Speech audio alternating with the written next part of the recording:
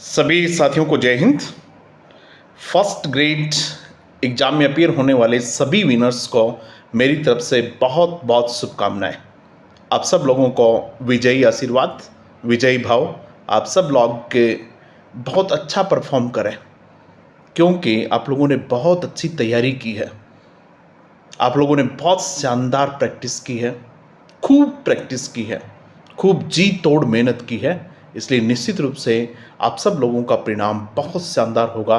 इस विश्वास के साथ आप एग्जाम हॉल में जाएंगे। बहुत सारे बच्चे कुछ बातें मेरे से अभी पूछ रहे हैं, और स्वाभाविक भी है, बच्चा जब एग्ज़ाम देने के लिए जाता है तो उसके मन में बहुत सारी बातें होती हैं। कुछ बातें तो बिल्कुल निराधार भी होती हैं, लेकिन वो दिमाग में आ ही जाती हैं। कुछ बातों का बड़ा आधार होता है, वे बातें उसको जाननी चाहिए।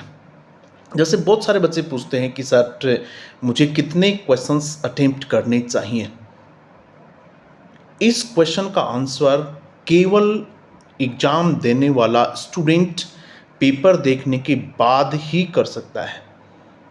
आप पहले से कुछ भी तय नहीं करके जाएं कि मुझे इतने क्वेश्चंस अटेम्प्ट करने हैं, इतने क्वेश्चंस छोड़ने हैं। इस प्रकार का कुछ भी तय नहीं करके जाएं। जब आप लोगों के सामने पेपर होगा तो पेपर खुद आपको बता देगा कि कितने क्वेश्चंस अटेम्प्ट करने हैं और कितने क्वेश्चंस अटेम्प्ट नहीं करने हैं। क्योंकि पेपर का लेवल जो है वो कैसा होगा, इसका पता तभी चलता है जब पेपर आपके हाथ में आ जाए। बहुत सारे लोग अभी बच्चों को बता रहे हैं कि आपको इतने क्वेश्चंस अटेम्प्ट करने चाहिए, इतने नहीं करने चाहिए, इतने क्वेश्चन सेफ हैं, इतना स्कोर सेफ है। ये सारी बातें बहुत निराधार हैं जब तक पेपर आपके पास नहीं आ जाता है। दूसरी बात, बच्चे कह रहे हैं कि सर अब बहुत ज़्यादा पढ़ा नहीं जा रहा है और हम बहुत ज़्यादा कंपोज्ड नहीं हैं, बहुत ज़्यादा शांत नहीं हैं। ये बहुत स्वाभाविक है। एग्ज़ाम से पहले इस प्रकार की स्थिति होना बहुत स्वाभाविक है, और ये मान के चलिएगा कि ये आप अकेले के साथ नहीं हो रहा है, ये सबके साथ ऐसा ही होता है। चाहे वो कितना भी तैयारी की हो, कैसी भी स्थिति में हो, लेकिन एग्ज़ाम के पास उसकी स्थिति जो है वो थोड़ी सी अनिश्चितताओं से भरी हो जाती है। उसको लगता है कि पता नहीं मेरा होगा या नहीं होगा, ये रह गया या कंप्लीट हो गया। कई कई बार तो उसको ये भी लगता है कि मैंने ये कर लिया, इसमें से मुझे याद रह पाएगा या नहीं रह पाएगा। आप मान के चलिएगा कि ये स्थिति जो है ये आपको जब पेपर मिलेगा और जब आप पहला क्वेश्चन अटेम्प्ट करेंगे उस समय तक ये स्थिति बनी रहेगी। इसलिए इसको कुछ भी अस्वाभाविक मानने का मतलब ही नहीं है।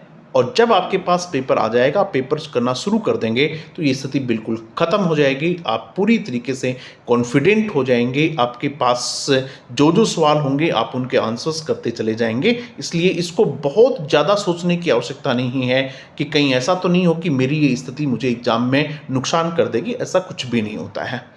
बहुत सामान्य चीज़ें आप लोगों को ध्यान में रखनी है। आप सब लोग बहुत समझदार हैं। कई बच्चे कहते हैं कि सर क्या रणनीति अपनानी चाहिए। यदि आपने अच्छी तैयारी की है, यदि आपकी प्रैक्टिस बहुत शानदार है, आपने बहुत अच्छी मेहनत की है, तो यही रणनीति है कि जो जो क्वेश्चंस आपको ठीक तरीके से आ रहे हैं उन क्वेश्चंस को आप फटाफट कर लीजिएगा। और मेरा मानना तो ये है कि मैं जब करता था, वो बता रहा हूँ आप लोगों को, कि मैं तो क्वेश्चंस के साथ ही जो गोले काले वाला काम है वो मैं क्वेश्चंस के साथ ही करता रहता था। तो आप भी वैसे करें, मुझे लगेगा कि वो आपके लिए ज़्यादा ठीक रहेगा। या फिर अब यदि आपकी आदत ये है कि पहले क्वेश्चंस को टिक मार्क करते हो और बाद में करते हो, वो आपकी कैसी आदत है उस पर निर्भर करता है। लेकिन मेरे ख्याल से ये रहेगा कि क्वेश्चंस के साथ साथ ही टिक मार्क भी करते जाएं और उनको गोला भी वो मार्कशीट में भरते जाएं। एक जो विशेष ध्यान रखने वाली बात है वो ये है कि कई बार क्या होता है, कई बार ये होता है कि बच्चा एक गोला काला करते समय ध्यान नहीं रखता है, और मानो क्वेश्चन नंबर 21 है और 21 का आंसर लिख रहा है वो सी को गोला काला करना है, और वो सी की बजाय 21 वाले की बजाय 22 वाले में कर देता है। इसलिए जब भी आप आंसर करें एक बार फटाफट देख लें कि हाँ ये 21 का है, हाँ मैं 21 का ही कर रहा हूँ, 23 का है, हाँ मैं 23 का ही कर रहा हूँ। ऐसा नहीं कि 22 के बाद 23, 24, इसमें अगर एक गलत हो गया तो फिर आप 4-5 से 6-7 तक गलत कर देंगे और फिर आपको कहीं दिखेगा कि अरे यार मैंने तो गलत कर दिया। तो ऐसी स्थिति में फिर क्या होता है, ऐसी स्थिति में आपकी 6-7 क्वेश्चन में गड़बड़ हो जाती है और आप पूरी तरीके से हड़बड़ा जाते हैं। तो ऐसा कुछ नहीं कर दें। कई बार बच्चे जब एग्ज़ाम दे के आते हैं तो कहते हैं सर मेरा तो एक गोला जो काला करना चाहिए था वो मेरा ऊपर नीचे हो गया और उसके बाद उसके चक्कर में 5-6 नीचे और भी गलत हो गए। इस प्रकार की कोई गलती नहीं करें, क्योंकि इस प्रकार की गलती की कोई माफ़ी कहीं नहीं है। क्योंकि अब इस प्रकार के जो कॉम्पिटिशन्स हैं उनमें आप लोगों को बहुत सावधानी बरतनी होती है। नींद पर्याप्त लें। कई बच्चे अभी कह रहे थे, आज सुबह भी एक बच्चे का फ़ोन आया था कि सर मैं पिछले 2-3 दिन से सो नहीं पा रहा हूँ। तो ये स्थिति ठीक नहीं है। आप पे नींद पर्याप्त लें, क्योंकि आपको अब तो ये नींद नहीं आ रही है, लेकिन जब आपके पास पेपर आपके हाथ में आ जाएगा तब इस 2-3 दिन की नींद जो आपने नहीं ली है उसका प्रभाव वहाँ आपको दिखाई देगा। क्योंकि वहाँ आपकी जो रिकॉलिंग कैपेसिटी है, चीज़ों को जो आप रिकॉल कर रहे हैं, क्योंकि एग्जाम का मतलब तो रिकॉल करना ही होता है ना भाई। आप जो पढ़ के गए हैं आप उनको कितना रिकॉल कर पाते हैं, कितना उनको रिवाइज अपने दिमाग में ला पाते हैं, यही तो होता है। तो वहाँ वो आपको ठीक तरीके से चीज़ें आपके सामने आएंगी नहीं, क्योंकि आप पूरी तरीके से थक चुके होंगे। नींद नहीं आती है तो बहुत बड़ी थकान हो जाती है। आप कहेंगे सर मैं तो आराम से बैठा ही था, लेकिन फिर भी नींद आपकी नहीं आ रही तो थकान हो जाएगी। तो मेरा ये मानना है कि आपको ठीक तरीके से नींद लेनी चाहिए। और मेरा तो एक और मानना है, अब जो ये 2-3 दिन आप हो इनका कोई विशेष प्रभाव नहीं पड़ने वाला है। मेरा ये मानना है कि जिनका सिलेक्शन होना है और जिनका नहीं होना है वो तैयारी आपकी हो चुकी है।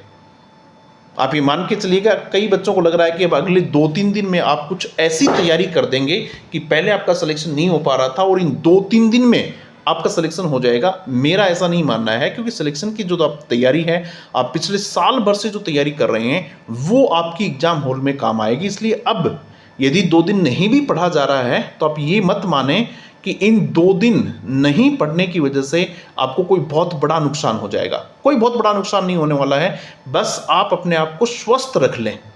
ऐसा नहीं हो कि 2-3 दिन आप ठीक तरीके से सो नहीं पा रहे हैं, हाइपर टेंशन में आ रहे हैं, तो उसकी वजह से आपका स्वास्थ्य खराब हो जाएगा। और यदि स्वास्थ्य आपका खराब हो गया तो वो जरूर आपको एग्जाम में नुकसान कर देगा। इसलिए इन चीज़ों का ध्यान रखना। वैसे आप लोग के फर्स्ट ग्रेड की एग्जाम देने जा रहे हैं, लेक्चरर बनने जा रहे हैं, प्राध्यापक आप बनेंगे, तो आप समझदार हैं ऐसा मैं मान के चलता हूं। इसलिए मैं आप लोगों को वो बातें नहीं बताना चाह रहा कि आप टाइम पे पहुंच जाना, परमिशन लेटर लेके जाना, पेन लेके जाना और शांत रहना, बीच में किसी से झगड़ा वगड़ा मत करना, अनावश्यक किसी से उलझने की कोशिश नहीं करनी है। क्योंकि वहाँ आपसे अगर कोई भी इस प्रकार से कोई बोलता है तब भी आप उलझे नहीं उससे, इन्विजिलेटर से नहीं उलझें, आराम से जाके शांति से बैठ जाएं। पास में यदि रास्ते में जाते हुए बस कंडक्टर से नहीं उलझें, किसी साथी ने कुछ कह दिया तो भी एकदम शांत रहें। यानी आपका काम ये है कि अपने आप को कूल, काम एंड कंपोज्ड रखना है। जो बच्चे अपने आप को, देखिएगा मैं 4 वर्ड आप लोगों को दे रहा हूँ, ये 4 वर्ड आप लोगों को एग्जाम हॉल तक आपको साथ रखने हैं। आपको कॉन्फिडेंट रहना है, आपको कूल रहना है एकदम शांत, आपको काम रहना है और आपको कंपोज्ड रहना है। ये 4 सी जो हैं ये आप लोगों को एग्जाम हॉल में जरूर आपके साथ रहेंगी। और जिन बच्चों के पास ये 4 चीज़ें हैं, आप मान के चलिएगा कि वो बच्चे बहुत शानदार परफॉर्म करेंगे और बहुत शानदार रिजल्ट आप लोग देंगे। मुझे पता है, मुझे विश्वास है और मैं इस बात को बहुत दृढ़ता से मानता हूं कि मेरे विनर्स ने बहुत शानदार तैयारी की है। हम लोगों ने बहुत शानदार टेस्ट दिए हैं, हम लोगों ने बहुत शानदार क्वेश्चंस की एक्सप्लेनेशन देखी है। मुझे नहीं लगता कि हमारी इतनी प्रैक्टिस बाकी बच्चों ने की होगी। हमें नहीं लगता कि हमने जितने क्वेश्चंस किए हैं इतने क्वेश्चंस बाकी किसी बच्चों ने किए भी होंगे। तो आपको डरने की ज़रूरत नहीं है, आप निश्चित रूप से बहुत आगे हैं। बस पूरी ताकत के साथ आप चले जाइएगा। एक बार पुनः मेरी तरफ से आप सब लोगों को बहुत बहुत शुभकामनाएं। Thank you very much. Winners world, सीखेंगे नहीं तो जीतेंगे कैसे? सीखेंगे भी और जीतेंगे भी। अब समय आ गया है जीतने का, तो निश्चित रूप से हम जीतेंगे। Thank you.